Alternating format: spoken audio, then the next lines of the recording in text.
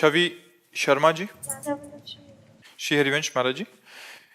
महाराज जी, निवेदन है कि कृपया मेरा एक जिज्ञासा का समाधान करें।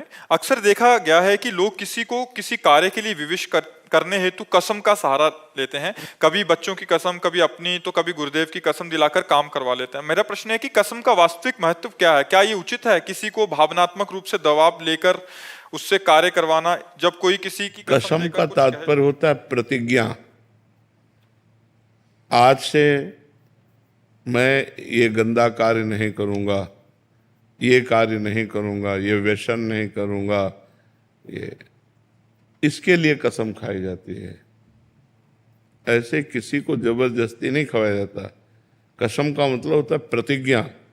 मैं कसम खाता हूं कि आज के बाद शराब नहीं पीऊंगा, मांस नहीं खाऊंगा। ये इसमें प्रयोग किया जाता है। और अगर तोड़ दे तो सुकृत नष्ट हो जाते हैं, जो पूर्व में पुण्य किए हैं वो नष्ट हो जाते हैं। इसलिए कसम तोड़ी नहीं जाती।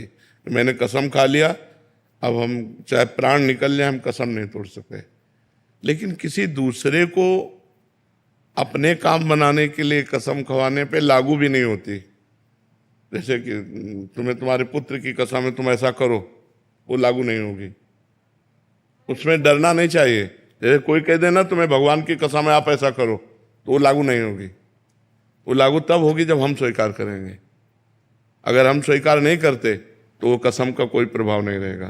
तो ऐसी कस्में मानी भी नहीं जाती कि जैसे कोई अपना काम बनाने के लिए कहे तुम्हें तुम्हारे पति की कसम है, तुमको ऐसा करना पड़ेगा। तुम्हारे पुत्र की कसम है, जैसे भक्त है कि तुम्हें श्री जी की कसम है, तुम्हें भगवान की कसम है, तुम ऐसा करो, वो हम नहीं मानते। मतलब तो ये कसम ऐसी कोई खेल खिलौना नहीं, इससे पुण्य नष्ट हो जाते हैं। स्वीकार तभी करें जब हम छोड़ दें। जैसे है कि भाई हम शराब नहीं पिएंगे, तो हम पहले 1 महीना शराब ना पिएं, फिर हम कसम खाएं कि मैं कसम खाता हूं कि अब शराब नहीं पीऊंगा, क्योंकि हमने 1 महीना देख लिया। तुरंत कसम नहीं खानी चाहिए। और कसम खा ले तो चाहे प्राण निकल जाए फिर वो। पर आजकल ऐसा, शाम के कसम खाओ, सुबह तोड़ दो, फिर शाम के खाओ, फिर तोड़ दो, ऐसे चल। शाम तक, सुबह तक टिक जाए तो बहुत बड़ी बात है, उस 2 मिनट में तोड़ देते हैं। बहुत कमजोर हो गए हैं लोग। तो ऐसे तो मानना ही नहीं चाहिए, और ऐसी कस्में लगती भी नहीं है। नहीं तो सब कोई अपना काम करवा ले। तो ऐसे डरना नहीं चाहिए कि हमारे पुत्र की कसम दे दी, हमारे पति की कसम, इससे कोई प्रभाव। महिका सच्चदेवा जी। राधे राधे महाराज जी। महाराज जी, मैं प्रभु भक्ति में लीन होना चाहती हूँ, लेकिन मैं मोह माया में फंस जाती हूँ। मैं कैसे करूँ? मैं अच्छे साफ मन से नाम जप करो, नाम जप करो। प्रभु की भक्ति में लीन होना चाहते हो तो बहुत बड़ी कृपा है भगवान की कि कहीं ना कहीं ऐसा मन में आ रहा है। नाम जप करो। भगवान की जो प्रापंचिक माया है, ये नाम जप करने से ही क्षीण होती है। नहीं तो हर समय प्रपंच चिंतन में चलता रहता है। नाम जप हर वक्त घर की चिंता, बच्चों की चिंता। उस आपके नहीं है, किसी को भी खड़ा करके पूछ लो किसी को भी पूछ लो, सबको सब चिंताएं हैं, सबको सब चिंताएं हैं। निश्चिंत वही है जो भगवान से चित्त जोड़े है। तुम्हारे घर में कितने लोग हैं? हम लोग 3 लोग हैं। बेटी की शादी हो गई, बेटा 3 लोग हैं। 500 लोग हैं जिनका बाल भोग बनता है, राजभोग होता है। कोई चिंता ना उनको चिंता है ना हमको चिंता है। क्यों? भगवान के। तो आप लोग उस भगवान से जुड़िए जो अनंत ब्रह्मांडों का पोषण कर रहा है। अनंत ब्रह्मांडों, तो हृदय विश्राम को प्राप्त होगा। अगर भगवान से नहीं जुड़े तो यही चिंता, भय, शोक, उद्विग्न, निगेटिव विचार, पॉजिटिव विचार, बस ये ओवर थिंकिंग, इसी में परेशान रहते हैं लोग, इसी में परेशान रहते हैं। अरे शांत रहो। होई सोई जो राम रचि राखा। बस राधा राधा राधा मस्त अपने आप को व्यवस्था करेगा। अगर अपना भार प्रभु के ऊपर रख दो तो देख लो अनंत ब्रह्मांडों का पोषण कौन कर रहा है। देखो हमारा तुम्हारा तो थोड़ा भोजन है, बहुत से बहुत 1 kg, 1.5 kg, 1 कुंतल भोजन हाथी का है। 30 किलो लगभग शेर खाता होगा, 25 किलो मांस, लेकिन कोई भूखा नहीं है। पूरी सृष्टि को दे रहा है वो। जिनको कोई देखने वाला नहीं वो भी स्वस्थ है। एक बार वीर शिवाजी ने कहा कि अकाल पड़ा तो खजाना खोल करके सबको खूब सेवा की, और समर्थ गुरु रामदास जी के पास गए और कहा भगवान कोई भूखा नहीं रहा। इस अकाल में पूरा खजाना खोल करके सबको पवाया। तो कहा 1 घन लीजिए, और गए, बोले इस पत्थर को मारिए। मारा, पत्थर का टुकड़ा हटा तो नीचे बड़ा मेढक बैठा था। बोले इसको दिया तुमने? बोले नहीं, बोले स्वस्थ है ना, वो देता है।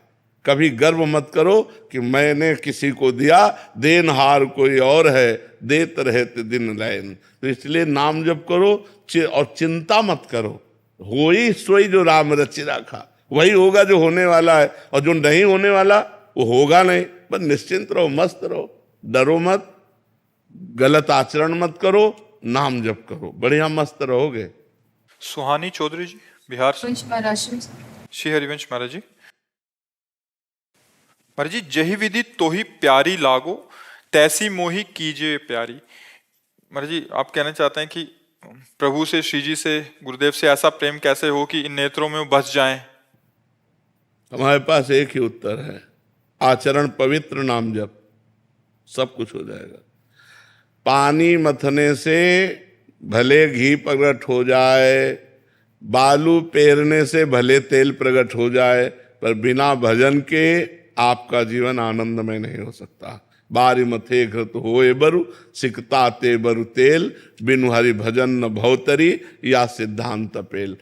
आचरण पवित्र रखो और नाम जप करो तो भगवत प्रेम, गुरु प्रेम सब कुछ प्राप्त हो जाएगा। और नाम जप नहीं, आचरण अपवित्र है, तो फिर वो व्यक्ति ना अध्यात्म में उन्नति को प्राप्त कर सकता है और न लौकिक उन्नति को प्राप्त कर सकता है। लौकिक उन्नति अगर पूर्व पुण्य प्रताप से मिली है, वो आगे चलकर नष्ट हो जाएगी। इसलिए नाम जप करो, आचरण पवित्र रखो। आचरण जिसके पवित्र है तो सब कुछ है। सबसे बड़ा धनी कौन? जिसका चरित्र पवित्र है। आजकल लोग समझ नहीं रहे, चरित्र को बड़ी मतलब नीची वस्तु समझ रहे हैं, और चरित्र सबसे ऊंची वस्तु है। चरित्रवान ही महान है। आज चरित्र खो रहे हैं लोग। आप देखो, हमारे बच्चों को देखो, हमारी नवीन पीढ़ी को देखो, कहाँ जा रही है? व्यसन, व्यभिचार, निगेटिव विचार, माता पिता की अवज्ञा, धर्म का कोई महत्व नहीं। यही शब्द पूरे जीवन में देख लो। कौन ब्रह्मचर्य से रह रहा है, कौन व्यसन रहित है, कौन अच्छे विचार वाला है, कौन अपने माता पिता की आज्ञा से चल रहा है? कहाँ चल रहे हैं? आप समाज के एक हिस्सा है। अगर एक एक व्यक्ति सुधर जाए तो हमारी समाज सुधर जाए, अच्छे हो जाए। शराब पी के इधर उधर के आचरण करना, मांस खाना, व्यभिचार करना, नशा करना, ये क्या जीवन है? अरे जीवन है सात्विक जीवन जीना। मनुष्य जीवन बड़ा दुर्लभ है, ये देवताओं को भी दुर्लभ है। तो ऐसी दुर्लभता, ये तो सुअर कुत्ता बनाएगी जाके। जैसे आचरण किए जा रहे हैं, ये आचरण जाकर हमें पशु पक्षी योनियों में डाल देंगे। इतना उत्तम मनुष्य योनि मिलने के बाद यदि भजन ना हुआ तो जीवन व्यर्थ गया। इसलिए खूब भजन करो, अच्छे आचरण करो। दामोदर उपाध्याय जी वाराणसी से।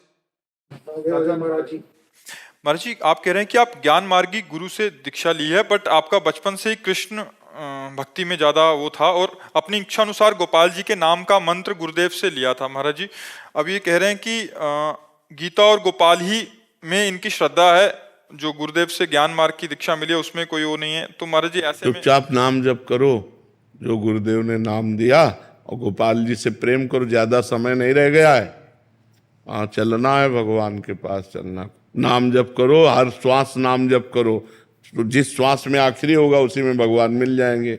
नाम जप करो, समझ रहे हो? महाराज जी ने जो दिया है वही महाराज जी ने जो गुरुदेव ने दिया वही नाम जप करो। कृष्ण प्रेम का उपार्जन हो जाएगा। हाँ, बिल्कुल हो जाएगा, क्योंकि भगवान के सब नाम भगवत प्रेम प्रदान करने में समर्थ है। तो इसलिए गुरु के मुख से निकला हुआ नाम बड़ा महिमामय होता है, इसलिए उसी को जपो।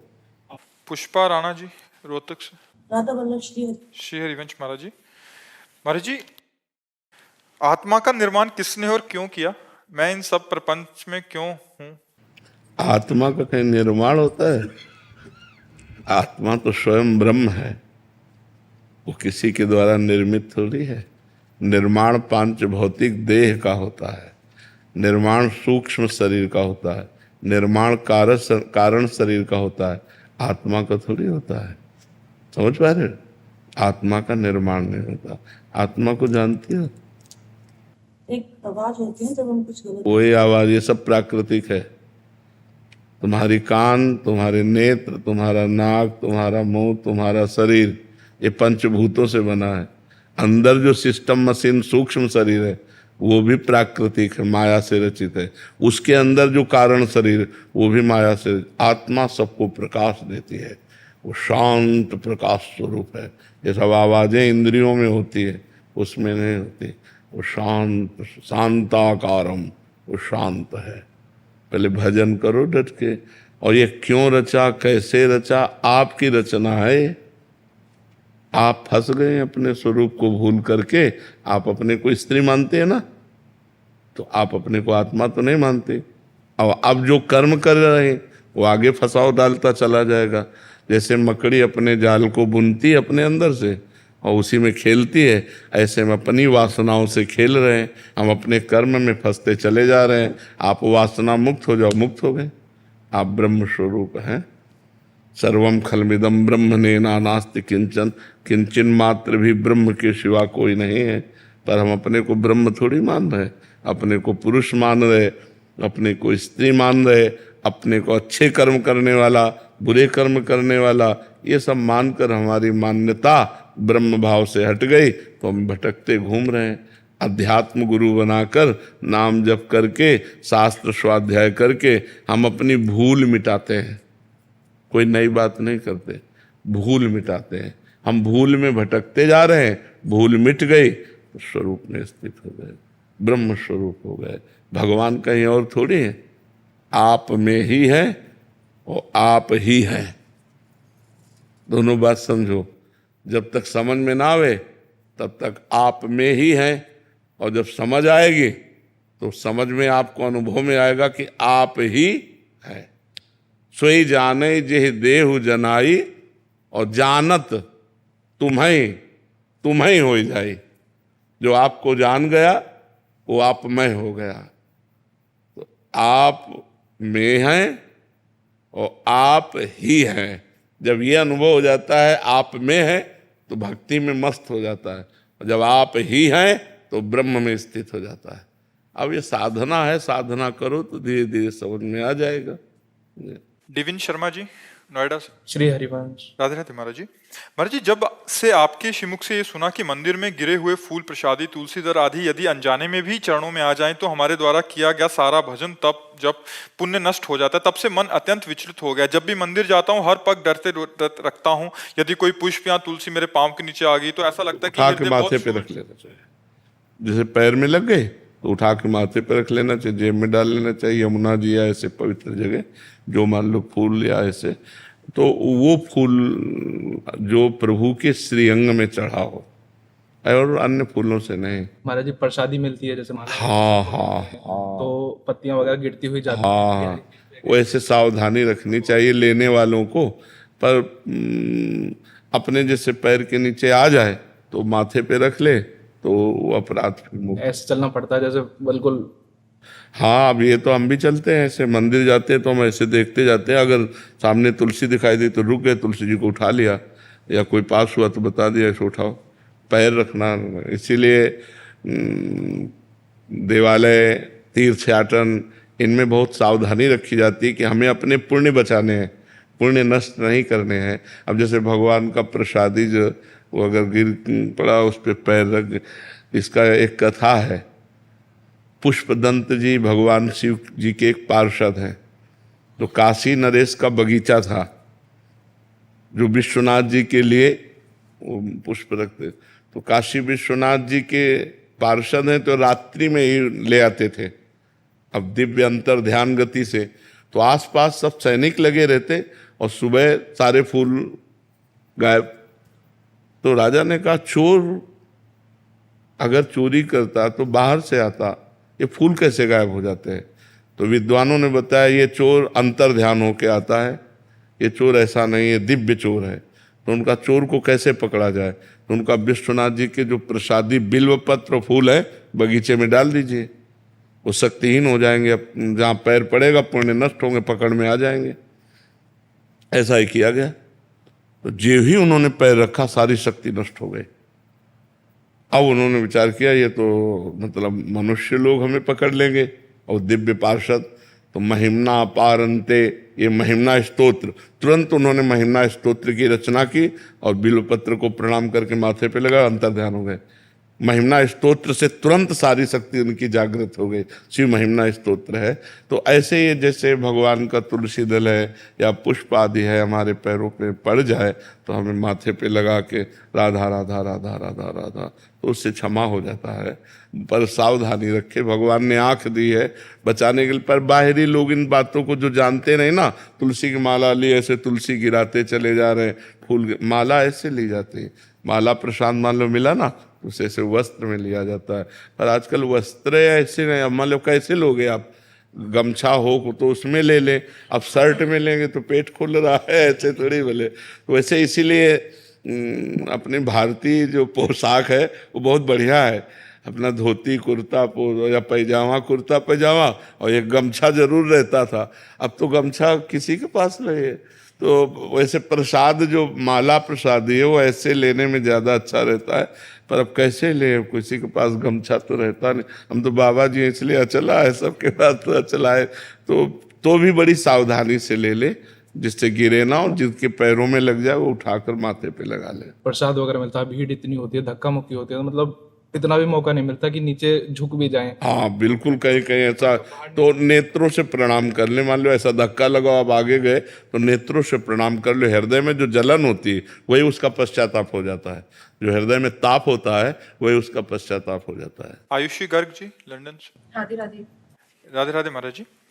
महाराज जी, आप कह रहे हैं कि क्या भजन सुनने और गाने का फल नाम जप स्वरूप ही होता है? मैं नाम जप बहुत देर तक तो नहीं कर पाती, पर भजन या कथा सुनने में बहुत रुचि है। हाँ ठीक है, लेकिन जो नाम जप करेगा वो बहुत जोर की बात होगी, क्योंकि नाम जप आप कर रहे हैं। देखो मन जब नाम जप में नहीं रुकेगा, टेप चला दो तो झूमने लगेगा, लेकिन नाम जप में नहीं झूमेगा कि उसमें भागेगा, उसमें परे। नाम जप से मन मरता है। जैसे हम रामायण देख रहे हैं, महाभारत देख रहे हैं, या कोई भजन या कोई ध्वनि कीर्तन, इसमें में कोई समस्या नहीं है, मन राजी रहेगा। लेकिन सब बंद करके और माला उठा लो, अब परेशान शुरू कर दे। मतलब आंतरिक सुधार के लिए नाम जप अत्यंत आवश्यक है। थोड़ी देर नाम कीर्तन कर लो, थोड़ी देर सुन लो, लेकिन अधिक समय नाम जप में लगाओ। नाम जप अंदर के मल का नाश करके और भगवत प्राप्ति कराता है। इसलिए नाम जप पर ज़्यादा प्रीति करो, अंदर ही अंदर नाम जप। अब जैसे रसोई सेवा में अब लगा दिया कथा सुन रहे हैं, हम सोहनी लगा रहे हैं, पोछा लगा रहे हैं, घर के काम कर रहे हैं, तो नाम उस समय चला लो नाम। लेकिन जब हम शांत बैठे हैं तो फिर माला ले लो, फिर माला या काउंटर से चुपचाप ध्यानपूर्वक नाम जप करो। शेफाली जी गुजरात से। राधा वल्लभ। श्री हरिवंश महाराज जी। महाराज जी, जब आप कहते हैं कि ये शरीर भी जाएगा तो बहुत डर लगता है कि महाराज जी आपके बिना कैसे। हम बच्चा रोज तैयार रहते हैं। अब अंदर की तुम्हें बात कहें, जैसे रोज तैयारी की जाती है ना कि हमें बम्बई जाना है तो कपड़े और ये वो सब समेत, हम हर समय तैयार रहते हैं।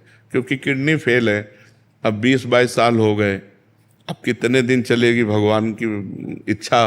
मतलब रोज तैयारी रखते हैं हम। पर अभी तो जीना सीखा है आपसे, तो फिर कैसे हम। हाँ भी ये ठाकुर जी जाने, आता ही नहीं है। देखो ये ठाकुर जी जाने। अगर उनको जिलाना है तो एक संत ने कहा था 80 साल जियोगे, और अभी हमारी 55-56 की आयु है, तो अभी काफी लंबा सफर है। कहो ऐसे ही ढलकते हुए चले जाएं 80 तक, और नहीं तो कब क्या, अब कुछ भरोसा नहीं है। जिससे स्वस्थ शरीर होता है तो कुछ भरोसा तो होता है कि शरीर स्वस्थ है। अब शरीर है स्वस्थ है, अब कब तक चले उनको क्या, वो तो कहो मरे को वर्षों चलाते रहे, उनकी बात है। यही बात है, उन्हीं की बात से चल रहे। अब जब तक चलाए हो तो महान सामर्थ्यशाली हैं, महान सामर्थ्य। 20 साल हो गए किडनी खराब हुए, 20 साल से जिंदा है, तो हो सकता है वो और जिला दे। अब उनकी मर्जी की बात है, कितना जिलाएंगे उनकी बात। महाराज जी आपके लिए दुआ करता है। इसी से हम जीवित हैं। तुम्हें सही बताएं, ये जब हमारे ब्रजवासी जन, संत जन, आप लोग सब ये जो इच्छा करते हैं ना, इसीलिए भगवान रखे, नहीं कब के चले गए होते ये तो।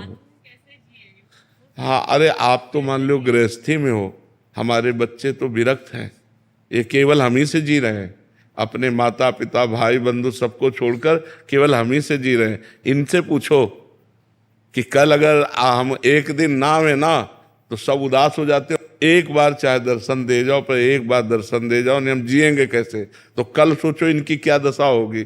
जो बच्चे एक दिन ना आने पर कि एक बार चाहे आ जाओ पर हम देख लें, तो उनको सोचो अगर हमारा शरीर ना रहा तो कैसे जिएंगे? पर जीना पड़ेगा। अयोध्या को राम के बिना जीना पड़ा। 14 वर्ष का वनवास था भगवान का, तो अवधि में जीना पड़ा। पर वहां तो अवधि थी कि लौट आएंगे, तो यहाँ लौट आने वाली अवधि नहीं है कि यहाँ तो जो गया सो गया। वो दूसरा शरीर भले धारण कर ले, ये रूप नहीं मिलेगा, ये रूप तो नष्ट हो जाएगा। अब यही भगवान का खेल, इसीलिए भजन कर लो, डट के भजन कर लो। हर समय बस हमारे यही रहता है, डट के भजन कर लो, नहीं तो शरीर कब पूरा हो जाए क्या पता। व्यवहार में लग के थोड़ी शरीर पूरा करना है, भगवान में लग के पूरा करना है। वो बड़े धोखे में लोग हैं जो खान पान भोग विलास में भगवान को भूले हुए हैं। समय नष्ट हो रहा है। राधा राधा राधा, एक एक सेकंड को सार्थक करो जी। अमित कुमार सिंह जी बिहार से। श्री हरिवंश महाराज जी, आप कह रहे हैं कि आप एक फोर्स में हैं। महाराज जी कह रहे हैं कि आजकल महाराज जी हम देख रहे हैं कि हमारे ऐसे जो फोर्स में या नौकरी जो दूर रहते हैं अपने घरों से, पारिवारिक क्लेश बहुत ज़्यादा परेशान कर रहे हैं महाराज जी। ध्यान उसी क्लेश पर जाता है महाराज जी। ड्यूटी के दौरान भी सारी बातें हृदय में आती हैं, बहुत ज़्यादा मतलब वो क्योंकि बच्चा प्रेम नहीं रह गया। छल कपट, ये गंदी बातें इतना घुस रही हैं कि प्रेम नहीं रह गया। प्रेम ना रहने के कारण हृदय में सब ये उथल पुथल मचा हुआ है। अब कोई भगवान का भजन करना नहीं चाहता, धर्म से चलना नहीं चाहता, सब मनमानी आचरण करते हैं। भाई भाई को काटने के लिए तैयार है, भाई भतीजे में लड़ाई है, ये सब मतलब घर परिवार बड़ा कलहपूर्ण है। प्रायः ऐसा होता चला जा रहा है कि अब वो आनंद नहीं रह गया कि घर में मेहनत करके गए तो पत्नी मुस्कुरा दिए, बच्चे और सब आनंद। अब तो पता नहीं है, अपने घर गृहस्थी में ही पता नहीं कि हम जिएंगे कि नहीं जिएंगे। विश्वास नहीं है, पति पत्नी में विश्वास खत्म हो गया, माता पिता पुत्र परिवार ये सब प्रेम बंधन। अगर तुमसे कोई प्यार से बात कर रहा है तो किसी प्रलोभन से कर रहा है। झांक करके देखो तो लालच है, कुछ निकलेगा तो वो थोड़ा झुक के बात करेगा, और अगर समझ में आया कि ये किसी काम का नहीं हमारे, फिर आप देख लो दूसरा ही रूप होगा संसार का। तो नाम जप करो और भगवान के आश्रित रहो, और भगवान से प्रार्थना करो कि परिवार को सद्बुद्धि दे, नहीं तो बहुत समस्या है। मतलब आप तो गृहस्थी में हो और राष्ट्र सेवा में हो। मुझे इतना कष्टदायक ट्रेनिंग लेने के बावजूद भी घर वालों को आदमी समझा नहीं पाता है। बिल्कुल बिल्कुल। कैसे मतलब इतना कष्टदायक करने के बाद भी आदमी घर वालों को नहीं समझा पाता है कि अब हम कैसे क्या करें। ऐसा लगता है कि देश के लिए इतना कर रहे हैं, हम घर वालों के लिए कुछ नहीं कर पा रहे हैं। बिल्कुल बिल्कुल। लेकिन आप धैर्यवान रहिए, भगवान तुम्हारे परिवार वालों की रक्षा और सद्बुद्धि का काम ठेका लेते हैं, क्योंकि तुम राष्ट्र की सेवा में हो। परेशान मत हो, राष्ट्र सेवा बहुत बड़ा भजन है, छोटा मोटा भजन नहीं है। पर है समस्या, हमें समझ रहे हैं कि जब वहाँ की समस्या आपके दिमाग में रहेगी तो आप परेशान हो जाएंगे। ये बहुत कठोर नियमावली वाला ये राष्ट्र सेवा का है, किसी पहाड़ में लगा दिया, कहीं लगा दिया, कठोरता पूर्वक अपने जीवन को कष्ट में व्यतीत कर। इसीलिए धन्यवाद के पात्र हो। अगर राष्ट्र के लिए शरीर छूटता है तो स्वर्ग मिलता है, और नाम जप करते हुए शरीर छूटता है तो भगवान की तुम्हें घाटा तो है नहीं। पर परिवार वालों को थोड़ा मतलब अगर वो धर्म से चले तो समझ सकते हैं। नवीन तिवारी जी। श्री हरिवंश महाराज। श्री हरिवंश महाराज जी। महाराज जी, भक्ति व मुक्ति मूलतः धाम आधारित है या नाम आधारित है? भाव आधारित है। अगर आपका भाव धाम निष्ठा पे है तो मोक्ष मिल जाएगा, आपका भाव नाम निष्ठा पे है तो मोक्ष या भक्ति मिल जाएगी, आपका भाव गुरु निष्ठा पे है तो मिल जाए। आपकी निष्ठा कहाँ है, आपका भाव कहाँ है, बस भाव आधारित है। अगर भाव नहीं है तो भटकना है, और भाव है तो जहां बैठ जाओगे एक निष्ठा लेकर वहीं सब काम हो जाएगा। धाम चिदानंद में तुम कलकत्ता में जाकर भजन करो, धाम आ जाएगा वहीं। धाम कोई जड़ वस्तु थोड़ी है कि बस इतने क्षेत्र में धाम है। धाम चिदानंद, अमेरिका में भजन करो तो अमेरिका पहुंच जाएगा, तुम्हारे सामने दर्शन देने लगेगा धाम, धाम चिदानंद वस्तु है, नाम चिदानंद वस्तु है, भगवान चिदानंद है, उनकी लीला चिदानंदमय। तो इसमें प्रधानता भाव, भावोत्सवेन भजताम रस काम धेनु तम राधिका चरण रेणु महम स्मरामी। भाव की प्रधानता है। आप धाम का भाव रखते हैं, आप नाम का भाव रखते हैं, आप गुरु का भाव रखते हैं, आप भक्त निष्ठा वाले हैं, आप कौन सी निष्ठा वाले हैं, तो उसी निष्ठा से आपको भक्ति या मोक्ष की प्राप्ति होती है। समझ पा रहे हैं? डॉक्टर विवेक तांगड़ी जी, लखनऊ से। राधे राधे महाराज जी। महाराज जी, अक्सर प्रभु की और समाज की सेवा में पारिवारिक एवं सामाजिक समस्याओं का सामना करना पड़ता है, वो भी अपने सबसे निकटतम प्रियजनों से। मन बहुत व्यथित होता है, मन करता है सब कुछ त्याग कर प्रभु का आश्रय ले लूं, परंतु ग्रस्त धर्म मुझे रोकता है। ऐसी मानसिक स्थिति में मैं क्या करूं? हाँ, अपने धर्म का पालन करना जरूरी है, क्योंकि हमने गृहस्थ धर्म स्वीकार नहीं किया, बचपन से विरक्त भाव में रहे, लेकिन आज हम गृहस्थ से ज्यादा समाज सेवा करना पड़ता है हमें।